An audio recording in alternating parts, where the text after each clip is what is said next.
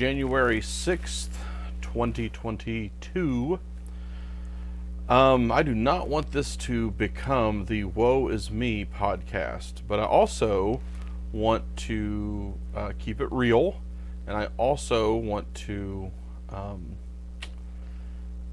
share with you all about myself, right? So we're going to get into some more content.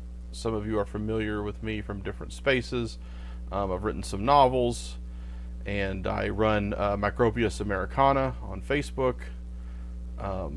So, that's the kind of stuff I know you all are expecting from me. But I don't share a whole lot of who I am in those spaces. And so as I'm getting started here on YouTube, these first several videos, I don't know how long I'm going to be getting comfortable here. I guess I get comfortable when I get comfortable. But I'm just trying to share about myself. And as those of you who've watched other videos know, I'm dealing with some health stuff. Well, today I'm going to talk about my career a little bit. But before I do that, I just kind of wanted to give a little update.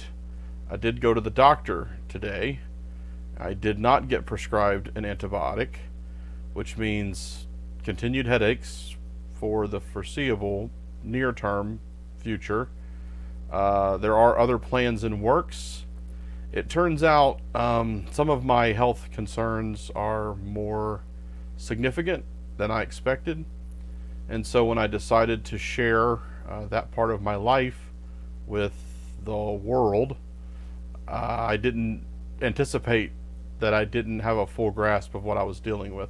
Now, I want to be clear, I am not terminally ill. I don't have a terminal diagnosis, but I've got a lot more on my plate than I had when I originally briefed my new viewers, my future viewers, as they come back and watch. And I'm sure I can talk about this stuff eventually, but I know some of you were expecting to hear some news from me going to the doctor today, and I'm still parsing all that. I'm still processing all that. So I'm not prepared to share at this time.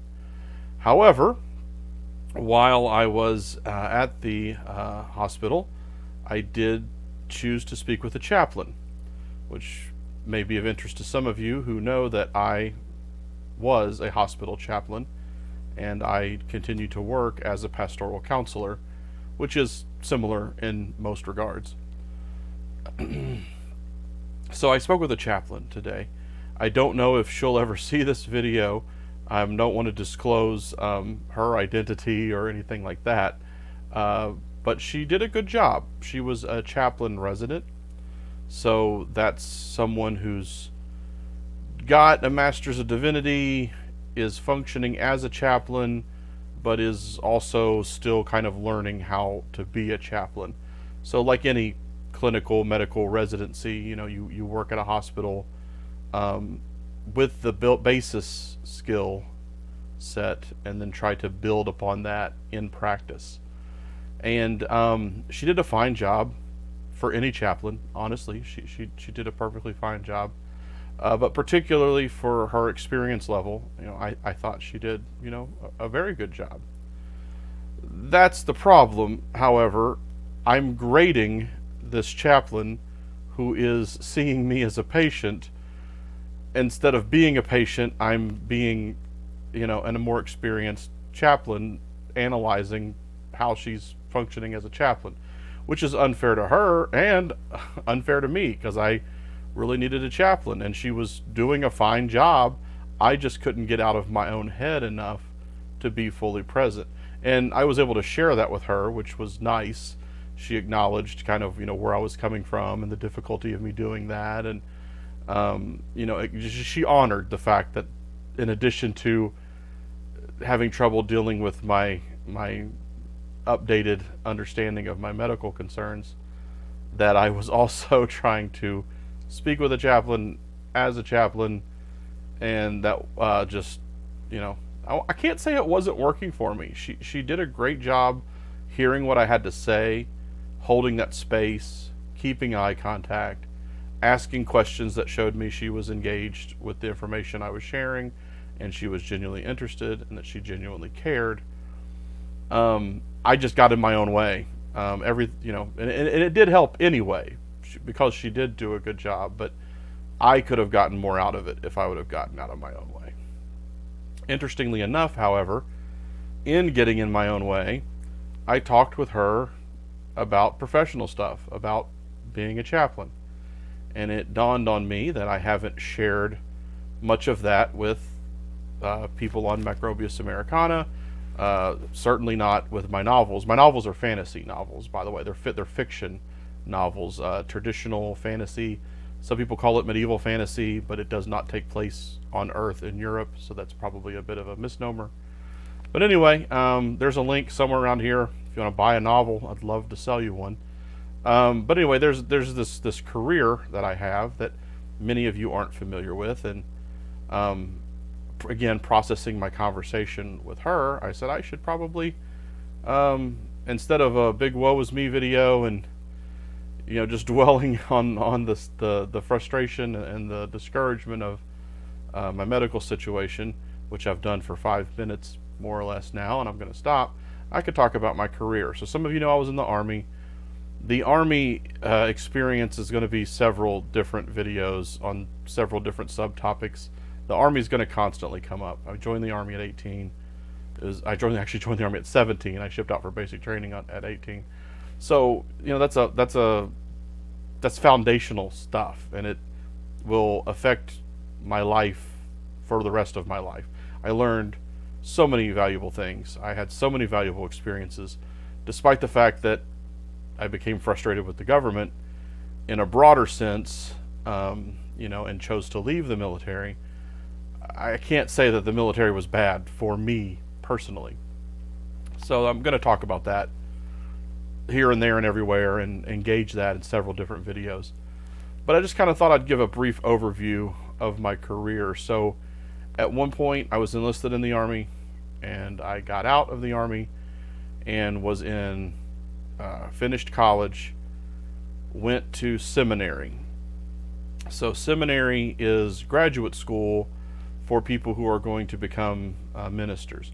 Sometimes this is called divinity school, school of divinity, there's different terminologies.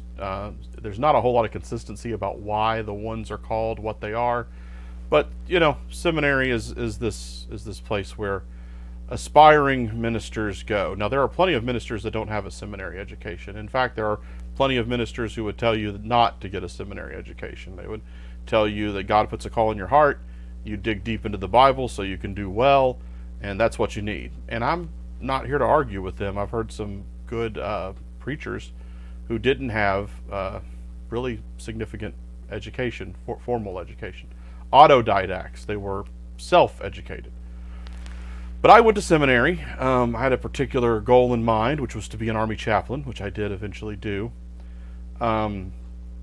But toward the end of seminary, I pastored a rural church for 2 years, and while I was going to seminary, and then I got out of seminary and I did some unemployed time. Some of that was intentional, and then some of that wasn't. It was during the economic downturn, so there wasn't a lot of access to jobs in or outside of ministry, and I had a falling out with my denomination, who I don't really hold any ill will toward. I still disagree with them, but I disagree with them civilly, politely. But anyway, we weren't a good fit for each other. So not only was I now a minister without a job, I didn't have a denomination process to help me find a job. So for those of you that don't know, some denominations tell you where to go. They have their pool of ministers and they send them to different churches. Some denominations have a hiring process. So the congregations will interview different pastors who are members of their religious organization, and they'll decide who they want to hire. So I had access to neither of those processes because I had a degree, but I didn't have a group that endorsed me. So I ended up re-enlisting and going back in the Army as an enlisted person with a master's degree, which is not as unusual as it used to be, but certainly not the norm at any era. While I was in the Army, however, I met an excellent chaplain, and he was helping me. Well, I had an injury, and that's again, the Army stories, that's a whole rabbit hole, but Long story short, I met a good chaplain.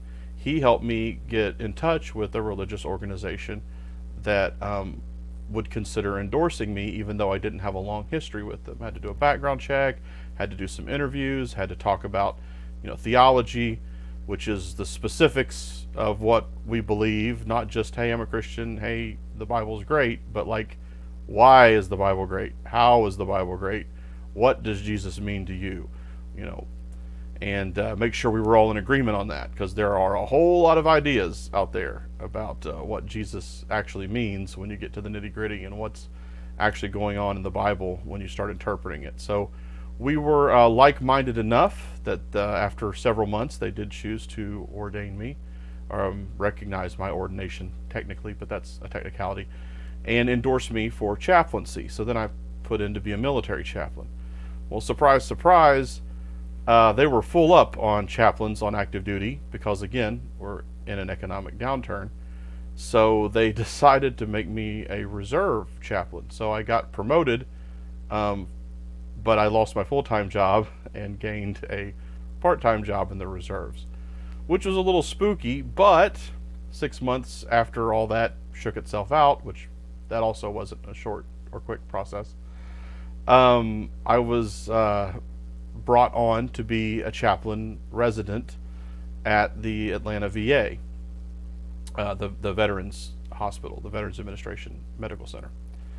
So kind of like what I was talking about, this young lady that was my chaplain today, that was a chaplain for me, I did what she's doing in this part of the story that I'm telling you. Going to kind of get fuzzy on dates and stuff because I don't have anything written down. I'm just talking off the cuff here. So I go down to Atlanta. I've never lived in a huge city ever. At this point in my life, I've lived on military bases.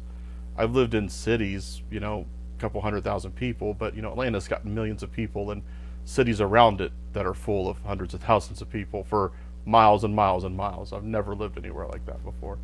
So that was kind of new. I was also running a lot at the time, and because I was in the Army, coming out of active duty and in the reserves, and I moved there in the summer. So I got to move to Atlanta for a 90-day stretch where it was greater than 90 degrees every day. So I learned how to live kind of a different life rhythm. I'd go to work, and then I'd come home and sleep 4 hours. Then I would wake up, and I would do life, write a little on my first novel, watch a little TV, go for a run at like 3 in the morning. Then I'd go back to bed for 4 hours and wake up and go to work. That worked surprisingly well. Didn't take very long to get used to, and was much better than trying to run in the 90-degree heat. Although in the middle of the night down in hot Atlanta, it was still like 85 degrees some nights. Not every night. Obviously it cooled off in the dark, but there were literally nights where it didn't cool off very much at all. Still, on those nights, it was upper 90s during the day, so it was still the trade-off was worth it. Then once it went into fall, I just picked up a normal sleep schedule, and that's when I started training for that half marathon. And again, that's the fitness conversation, and that's part of the health conversation, and I'll do more of that later. So I'm in Atlanta doing this 1 year. Was very fortunate to roll straight from that internship to a job with a hospice, not a government, not a VA, but it was a hospice, and it was the local hospice in my hometown.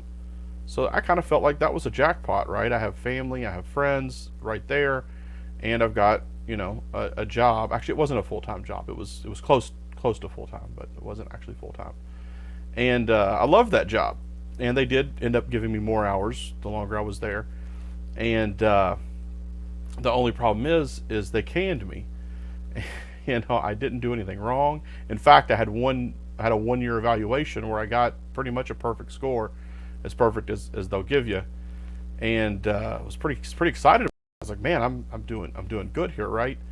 And they just had their own financial concerns, patient census, and changes in the way the government handles people who are getting their health care paid by them, and they just had too many, not just chaplains, they had too many people in several different jobs, and they had to let some of us go.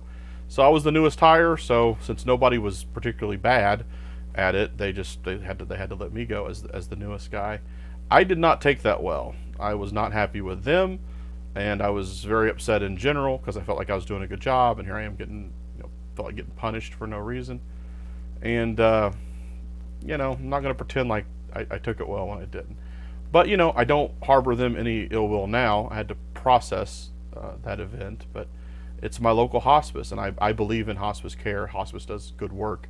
I'm sure there are hospices or specific hospice employees out there who aren't great. I'm not naive, but in general, hospices do wonderful work for their communities, and my community only has the one, and so I'm glad that they're doing it. I'm just sorry that I wasn't able to continue on with them. So I was unemployed for a while. That was awkward, but not too long. Not like a year or anything crazy. And I kept applying, and kept applying to go back to the VA. At this point, I'm not in the Army Reserve anymore. I've had that moment where I've decided I don't want to be part of the Army. And again, we'll discuss that in another video. But when I was unemployed, I was fully unemployed. But anyway, I'm saying a lot because I'm kind of trying to parse what I'm trying to say, how the best way to narrate this. So I eventually get a job with the VA, and it's 2 hours from my hometown where I moved back to for that hospice job. However, it's only weekends, so he does end up the guy that hired me, the chief chaplain there, he does end up asking me to cover for other people when they're out. So I do end up working more than just weekends. But when I first started, it was 3 days 1 week, 2 days, 3 days 1 week, 2 days the next. And actually, so I was working less hours and making more money than I was at the hospice. So that was yay. Hard to be too upset about that. So I elected, since the hours weren't full time and they were collected around the weekend, I had a friend that lived up that way, and so sometimes I would go up there and stay with him, and sometimes I would just drive, 4-hour commute, or two hours each way. But it wasn't terrible, because I wasn't doing it 5 days a week, right? I was doing it, 2, maybe 3 days a week, and sometimes none. I would just go up and stay with my friend for 2 nights, and it was great to reconnect with him because he was a friend that we were really close when we were young, and as adults we'd kind of grown apart. We kind of stayed aware of each other, but this was the kind of guy that when you were kids, right? You go to parties together, you have sleepovers together, stuff like that. So we were really comfortable reconnecting and just had a lot of fun. And I've kind of lost touch with him again since I've left that job, and that's unfortunate. But anyway, it was a good experience all around there at Chillicothe. However, I had these pesky things called student loans, and I was really hankering to pay them off. So I decided to apply for promotion, and that means maybe going to a different facility. So I ended up getting offered a promotion to go to North Carolina, the Charlotte area, the specifically Salisbury, North Carolina, for those of you who are, got the map out and trying to track where Chaplain Mac is going. And so I was down in the Charlotte area for 3 years. Salisbury actually served the Winston-Salem and the Charlotte area. It was kind of between the two. I worked at an outpatient clinic a couple days a week, and I worked as the hospice chaplain the other days of the week at their facility there. And of course, as a chaplain at a hospital, well, you might not know, as a chaplain at a hospital, you don't always just work in the areas you're assigned. So, you do on-call duty, and I did about once a month, I would do like a series of worship services. So I would do a worship service at the main chapel on Sunday. Then I would do 2 different services on 2 different locked psych wards. Then I'd go to lunch, and then I'd come back and do a worship service for the nursing home.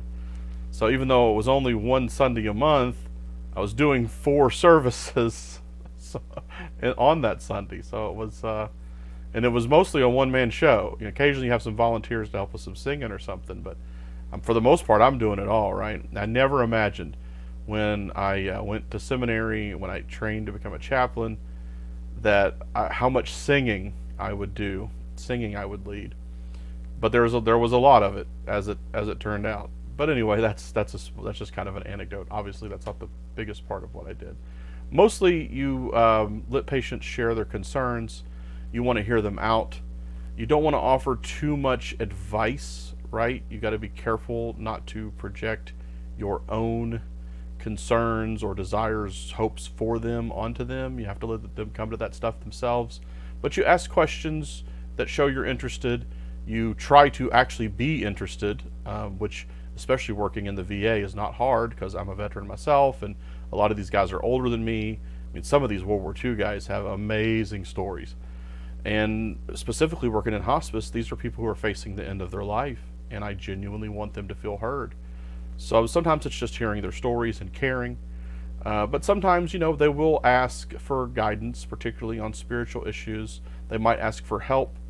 If they need something. I've had people ask me, they've shared with me like alcoholism, and where do I go from here, chaplain? And I'm not convincing them to get help. They've identified that need in themselves, and so we have resources, especially when you're working for the VA. Every community has resources, by the way, and if you're interested in helping people, you should probably be aware of those resources so you can refer them.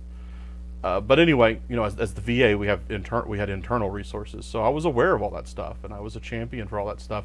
But you got to let the patient come to it themselves. So that's my working full time, just over 3 years down that way, and I paid my student loans off.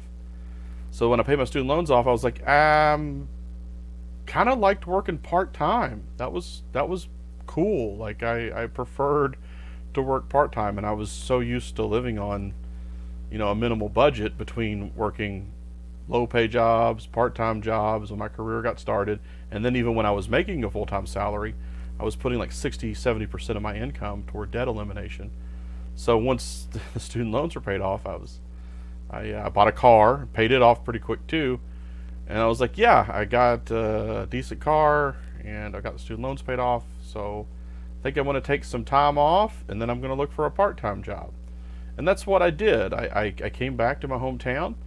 I was available to my family during what I suspected might be and ended up being the end of my stepfather's life. He had been a hospice patient himself for 8 years when he passed.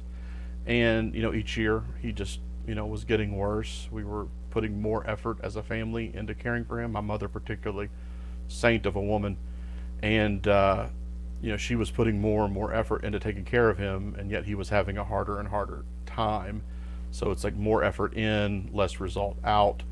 So it was just kind of a natural time. I was ready to take a break from work and then look for something part-time, and he had been declining for several years. So there was this I may be back home in time to be with my family through all that, and it ended up that I was, and I was glad to be there for them. But I did eventually find a part-time job with another VA in Minneapolis.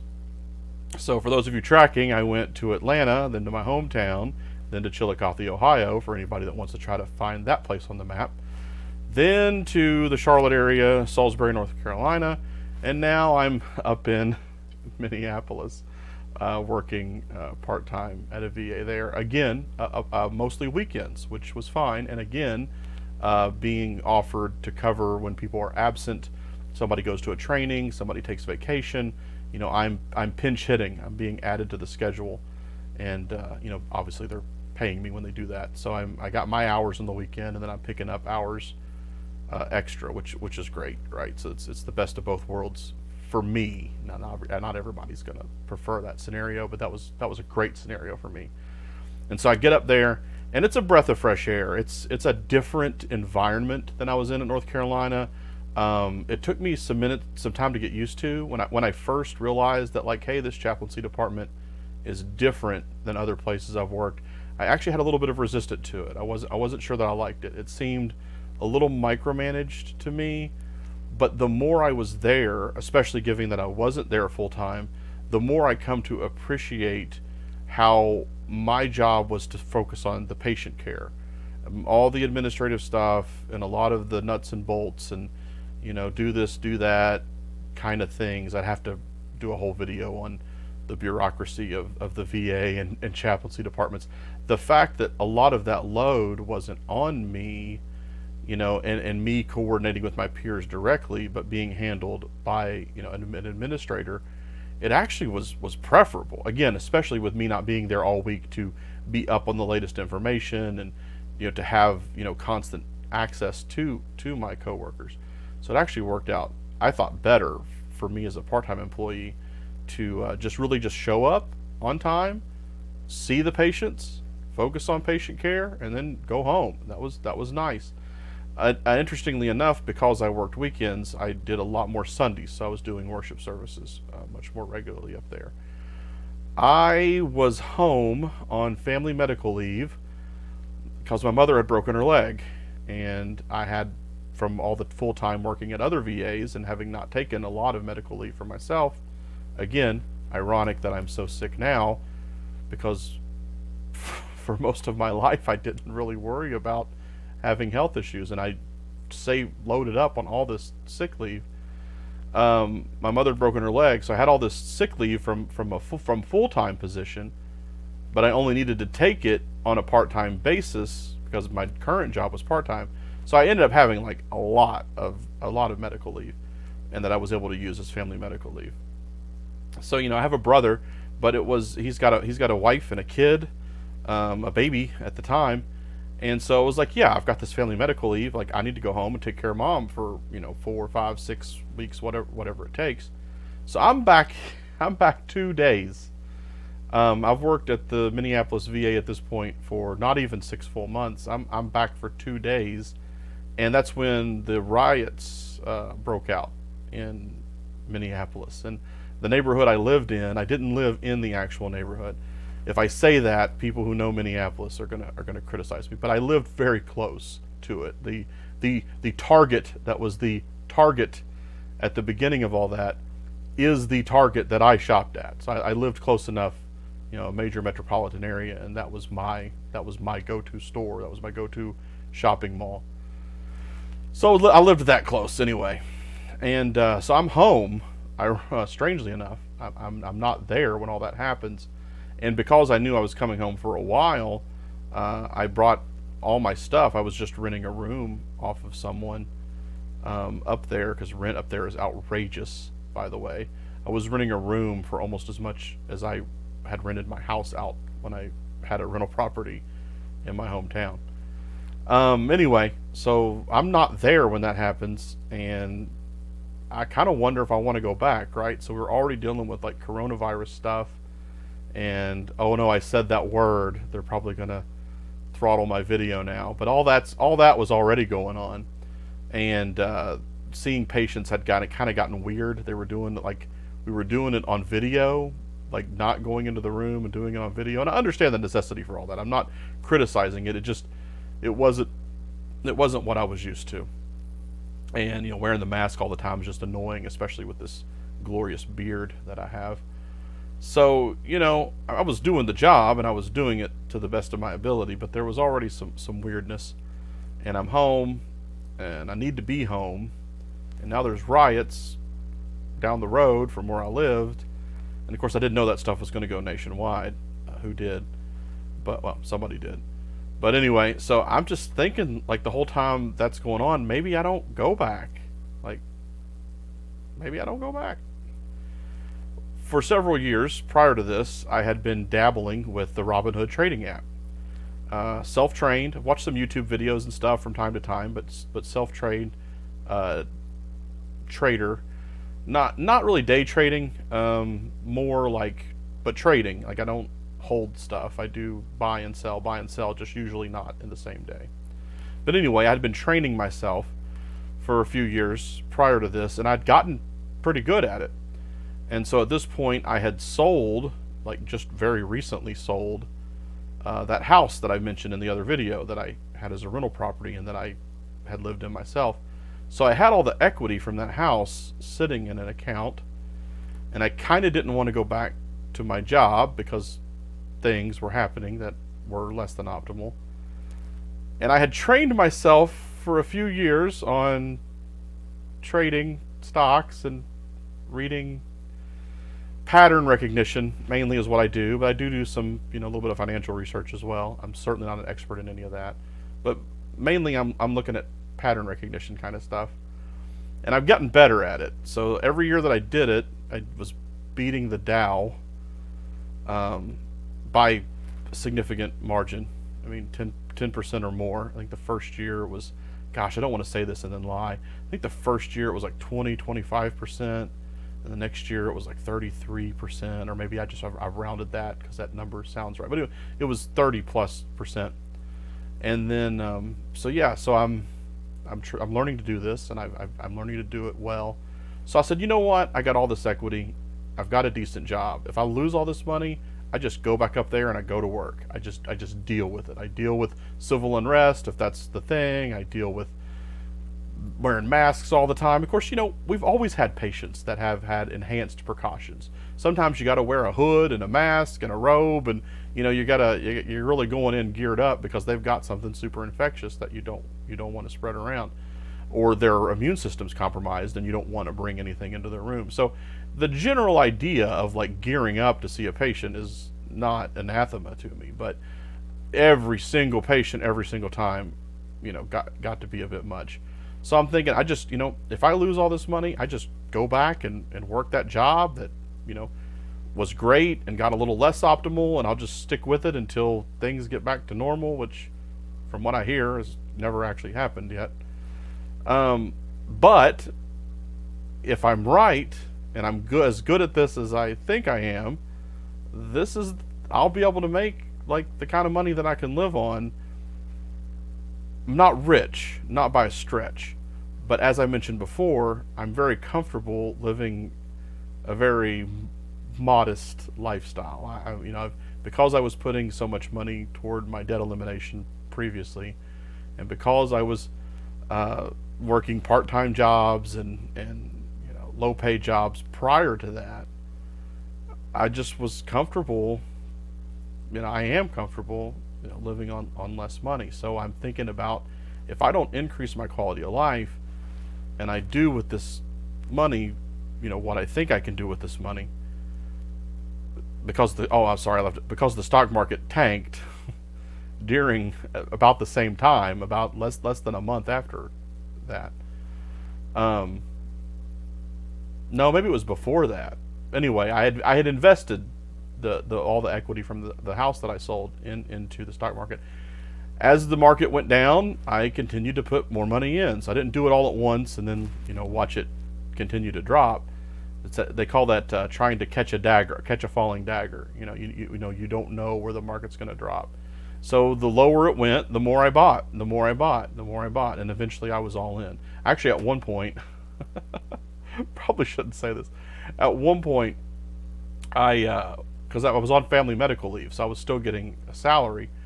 At one point, it was still dropping. The market was still falling.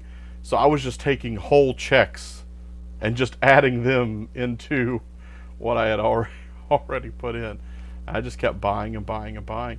And then it turned around way quicker than anybody expected. Way quicker than I expected. I think there were some people out there that thought it was going to turn around quick. I didn't think it was going to turn. I was thinking this was like a 1-year play. This was, put this money in until it evens out.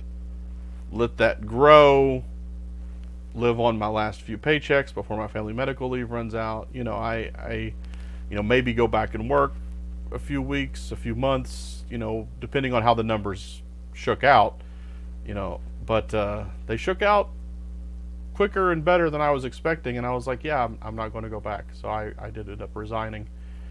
And I'm currently working on, as I've mentioned in the previous video, a doctoral degree in pastoral counseling. So I set up my own church as a nonprofit, and I see patients. They're not patients anymore. They're members now. You have to be want to recognize me as a Christian minister, and you have to want to, acknowledge that you're seeking pastoral counseling from your church, from a church pastor that you have chosen to affiliate with for legal reasons. I can't sell myself as like a general counselor. I am a pastoral counselor. I am working on a doctoral degree in pastoral counseling. I have counseling experience as a chaplain, but I need to be operating under the auspices of a church, and not misrepresent myself. As a psychotherapist or as a psychologist or psychiatrist, I'm not those things. So anyway, so I do that for free, so people can donate to the church if they want. Most people haven't and don't, and that's fine, because I was able to make that money off the stock market that allows me to pay my own way on a month-to-month basis. And I continue to trade stocks as well. And so last year, 2021, despite all of the headaches and hardships of 2021, I made enough money off my ongoing trading that I didn't actually even touch any of the money that I made in 2021. So it's all there, and some of it's invested, some of it's not, and at different point in time, different amounts of it are invested. Just depends on what I'm trading and what moves I'm making on the stock market. But the point is that gives me a financial, but that combined with my comfortability with a comfortability, is that a word? My comfort with a modest lifestyle gives me a financial independence that allows me to offer my services for free, and that's important to me, because I've needed things that I wasn't able to afford before, and so I hate the thought that somebody that needs somebody.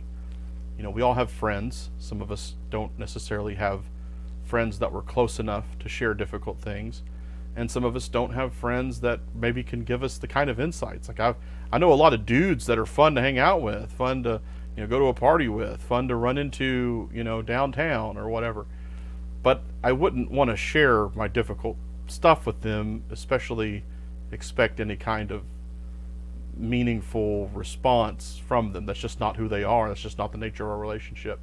So I hate the thought there are people out there who maybe have people, maybe they don't have anybody, but maybe they got people, they're not the right kind of people for what they need, and they don't have the financial resources to hire someone. Well, you can contact Chaplain Mac.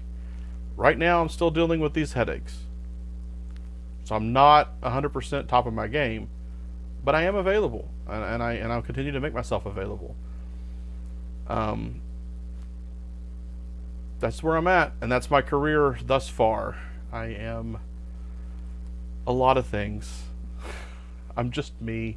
I'm just trying to live my best life and do it in a way that doesn't put anything on anyone else, and at the same time try to be a net benefit to others, whether those are the people who are around me immediately, or those are people who reach out to me digitally, or someday when all this COVID stuff's over, reach out to me in person. I personally wouldn't mind if you reached out to me in person now, but other people have other things to say about that. At any rate, this video has gone way longer than I expected, so I'm going to wrap it up here. This is the 4th video in the bank.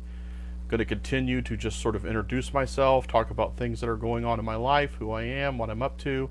And I want to remind you here at the end, because somebody said I need to do a better job at this, novels, Swords of Faith series, Book 1, Beast of Spearpoint, Book 2, A Rebellion in Antoria. There is a link somewhere on this channel where you can buy those books. I have other stuff available, so you can feel free to send me a message to find out about other things that I've written that you can buy. Also, I'm blanking out. Oh, Macrobius Americana. It's my Facebook page. It's very political. It's not partisan politics. It's political philosophy, cultural commentary. So it's about stuff that's going on in the world right now. It's my opinions, my takes. Some of them are hot takes. Some of them are more well thought out. Some of them are meme-ish. Some of them are essays. Some of them are me sharing other people's thoughts because they've already said it as good or better than I can. But it's not partisan. It's not Democrats, Republicans. It's philosophical. It's a take on the whole gamut of what's going on. So if you go over there and you see something you don't like, that's fine, but don't accuse me of being something that I'm not. I'm a registered independent for whatever that's worth, That's a whole nother conversation, and this video is already 40 minutes long, so we're going to save that for another day. But I need to plug my stuff. I'm a novelist, and I got the page, so if you're here, feel free to go check those things out. And thanks for hearing me out. Thanks for tuning in. I'm getting subscribers, I'm getting likes, I'm getting watches, and that's cool. Like, I wasn't sure that anybody would be interested, so all right, this video is over 40 minutes now. I need to stop. Have a great day.